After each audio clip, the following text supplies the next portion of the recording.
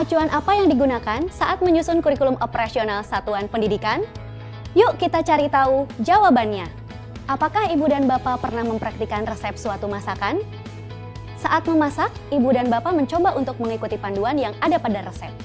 Namun, ada kalanya rasa masakan yang dihasilkan ternyata kurang pas. Sehingga Ibu dan Bapak menambahkan beberapa bumbu agar rasanya sesuai selera.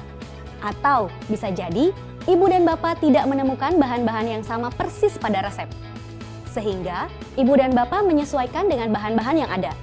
Hal ini menandakan si penulis resep memberikan keleluasaan untuk memodifikasi bahan atau bumbu yang digunakan sesuai dengan kondisi dan kebutuhan atau preferensi. Resep menjadi panduan untuk membuat suatu menu masakan secara spesifik. Namun, masih menyediakan ruang untuk diadaptasi dan dimodifikasi. Ilustrasi tersebut dapat kita gunakan untuk menggambarkan dunia pendidikan di Indonesia. Di dunia pendidikan di Indonesia, ada yang disebut sebagai kerangka dasar kurikulum. Layaknya sebuah panduan, kerangka dasar kurikulum menjadikan pendidikan di Indonesia menjadi lebih terarah. Kerangka dasar kurikulum ditetapkan oleh pemerintah pusat dengan mengacu pada Tujuan Pendidikan Nasional dan Standar Nasional Pendidikan atau SNP. Kerangka ini berisi tujuan-tujuan yang hendak dicapai dalam konteks luas dan jangka panjang. Kerangka dasar kurikulum nasional terdiri dari 3 hal, yaitu struktur kurikulum, capaian pembelajaran, serta prinsip pembelajaran dan asesmen. Yuk kita bahas satu persatu. Struktur kurikulum menjadi acuan sekolah untuk mengembangkan kurikulum menuju tercapainya profil pelajar Pancasila. Dalam struktur kurikulum dapat ditambahkan dengan kekhasan sekolah sesuai dengan visi, misi, dan tujuan sekolah. Pembelajaran dibagi menjadi 2 kegiatan utama, yaitu yang pertama, pembelajaran intrakurikuler, dan yang kedua, proyek penguatan profil pelajar Pancasila. Khusus jenjang SMK ditambah dengan praktik kerja lapangan atau PKL, serta tema kebekerjaan sebagai wadah untuk penguatan profil pelajar Pancasila.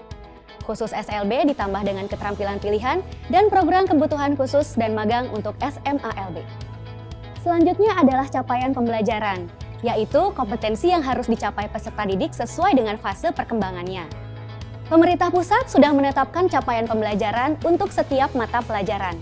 Dan untuk mata pelajaran muatan lokal ditetapkan oleh pemerintah daerah. Dan kerangka yang terakhir adalah prinsip pembelajaran dan asesmen. Prinsip ini menjadi rujukan dalam menyelenggarakan pembelajaran dan asesmen di satuan pendidikan. Nah, pertanyaan selanjutnya, di bagian mana satuan pendidikan bisa mengembangkan kurikulum nasional? Ada 2 sifat dalam penyusunan kurikulum operasional satuan pendidikan yang perlu diketahui, yaitu tetap dan fleksibel atau dinamis. Disebut tetap karena sudah diatur oleh pemerintah pusat. Sebaliknya, disebut fleksibel karena satuan pendidikan dapat mengembangkan sendiri sesuai karakteristik satuan pendidikan. Lalu, apa saja yang termasuk tetap dan fleksibel?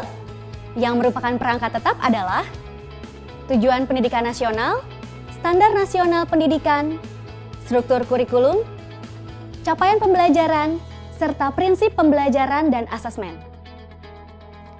Nah, pada bagian perangkat tetap ini, satuan pendidikan dapat mengacu langsung kepada bagian-bagian yang sudah diatur oleh pemerintah pusat.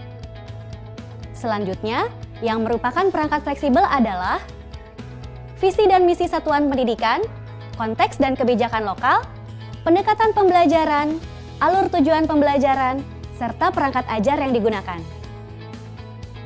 Di area fleksibel inilah sekolah dapat mengadaptasi kurikulum nasional menjadi kurikulum operasional tingkat satuan pendidikan.